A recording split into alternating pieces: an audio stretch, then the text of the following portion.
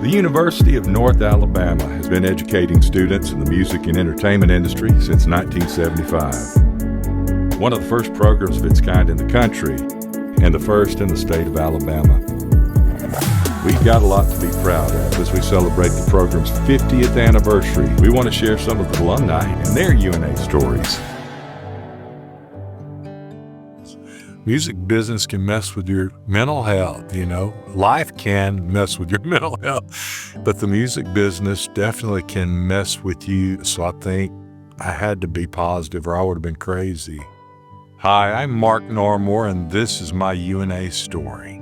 Well, I grew up in Central Star, Alabama, and my first cousin, Spooner Oldham, another very famous musician, songwriter, grew up in Central Star too. And I really looked up to Spooner, and I wanted to be a piano player like he was and a songwriter like he was. So he really flared my interest in being a musician and a songwriter. My Aunt Merle was remodeling her house when I was 5 years old. She asked my mom, "Can we put our piano in your house for a while, 6 months or so, while we're updating and renovating our home?" Mom said, "Sure."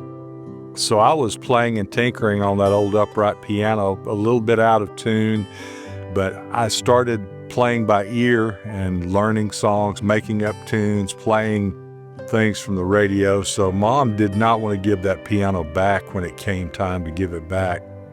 From about age 5 to 15, that piano was my best friend. I just stuck with it, pretty much taught myself how to play, and it took about 10 years to figure it all out. After that, I was playing in church and playing in rock and roll bands in high school, but I was playing Wurlitzer piano and just having a great time. I had been a fan of the Muscle Shoals music industry and knew that it was happening, but I was kind of young to get in the swing of things with the studios and the Shoals, but I had planned, I'd heard of this commercial music program that involved the Muscle Shoals studios and the producers, some of the owners of the studios.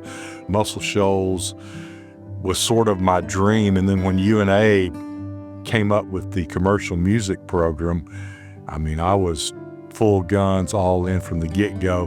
When I was a senior in high school, I went to one of the record stores locally, and there was this record bin with a record that had been produced by UNA students.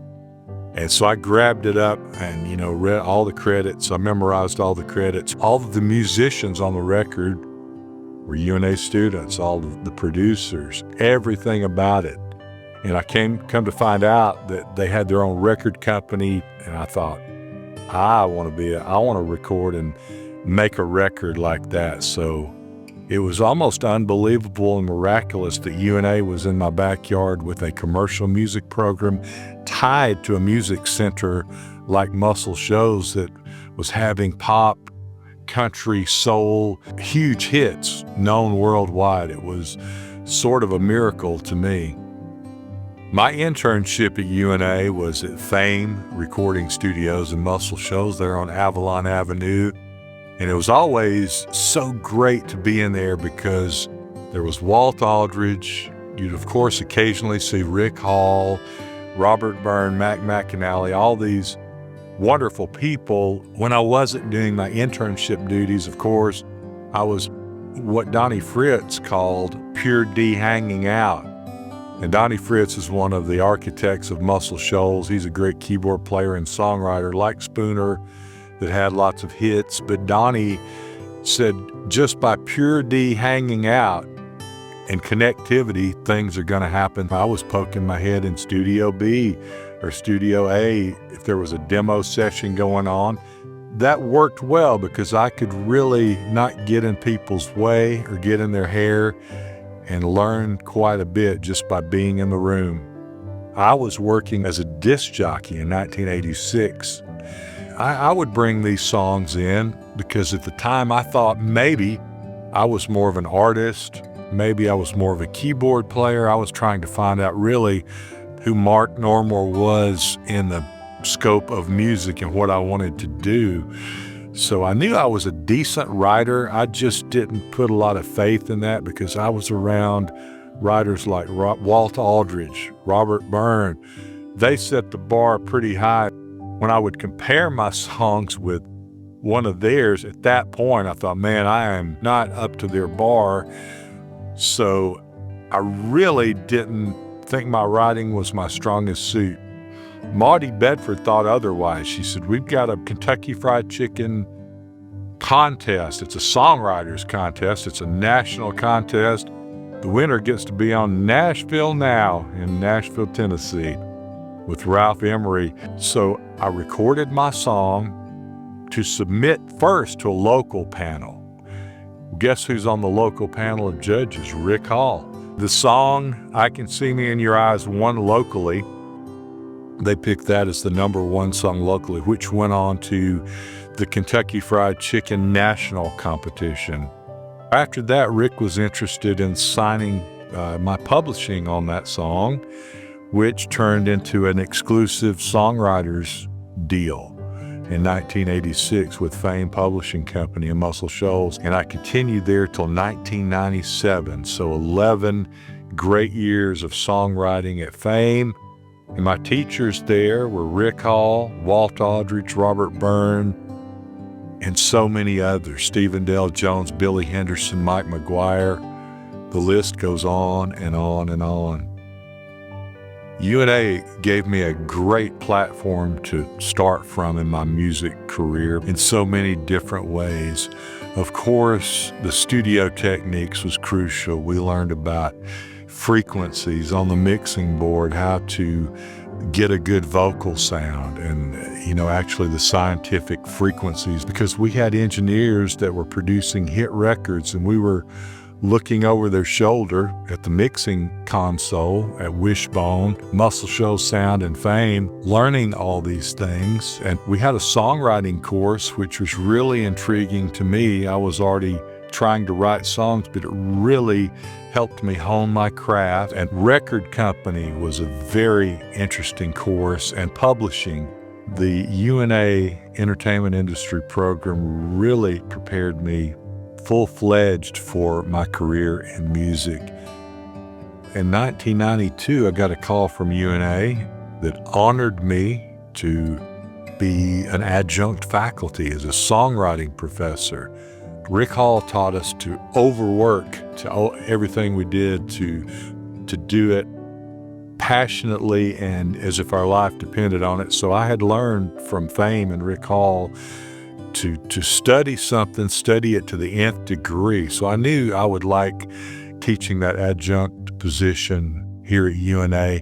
I remember the class being so fun. I had probably 15 to 17 students in there, and I loved lecturing. I could chase rabbits all day long, and I was very structured, but I wanted them to have the basics of knowing how to structure and write a song in any genre. I think of songs as multi-genre. When I write them, I don't think that it's a country song or a pop song. I wanted them to be able to write a song, a good song.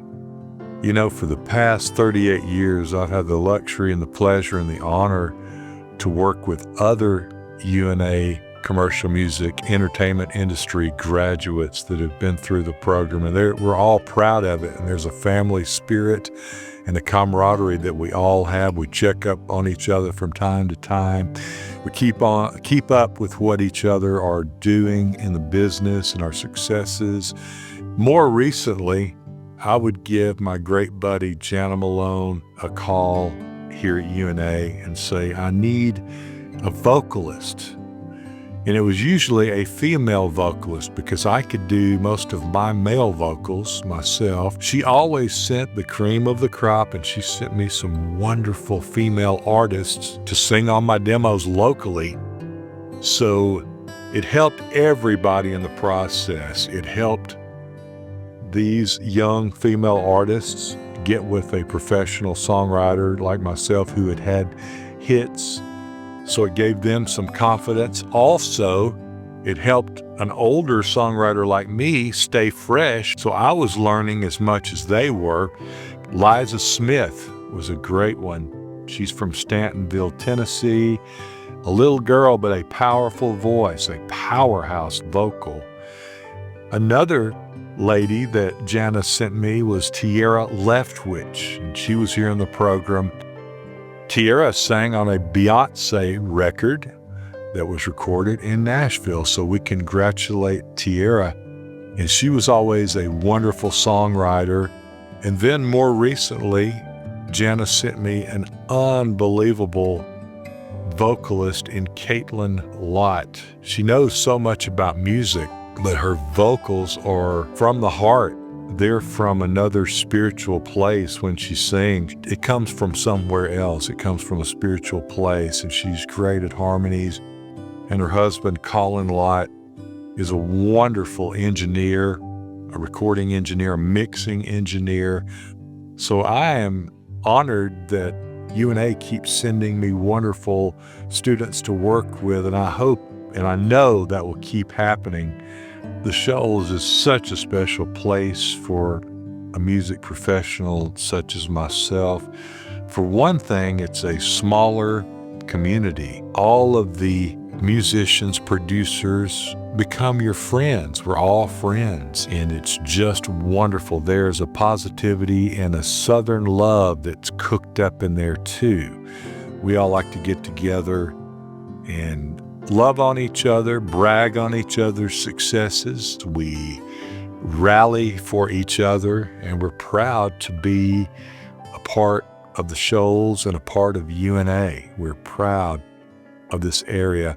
And Florence, Alabama, I've always been proud of Florence. It's such a beautiful town, the architecture, the people, the culture, the food, but most of all, the music, which relates for me all the way back to University of North Alabama, which is where I got my start in the music business and found out what I really want to do with my life.